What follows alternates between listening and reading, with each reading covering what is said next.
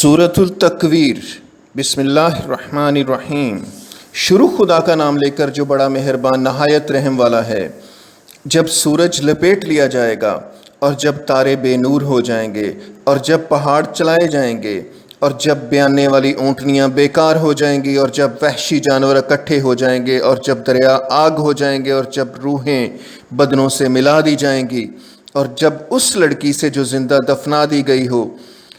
پوچھا جائے گا کہ وہ کس گناہ پر ماری گئی، اور جب عملوں کے دفتر کھولے جائیں گے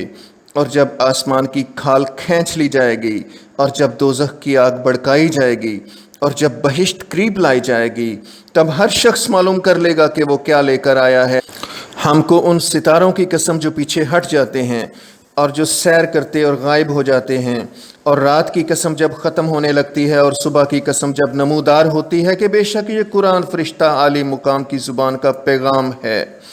جو صاحب قوت مالک عرش کے ہاں اونچے درجے والا سردار اور امانت دار ہے۔ اور مکے والو، تمہارے رفیق یعنی محمد دیوانے نہیں ہیں، بے شک انہوں نے اس فرشتے کو مشرقی کنارے پر دیکھا ہے، اور وہ پوشیدہ باتوں کے ظاہر کرنے میں بخیل نہیں، اور یہ شیطان مردود کا کلام نہیں۔ پھر تم کدھر جا رہے ہو؟ یہ تو جہان کے لوگوں کے لیے نصیحت ہے، یعنی اس کے لیے جو تم سے سیدھی چال چلنا چاہے، اور تم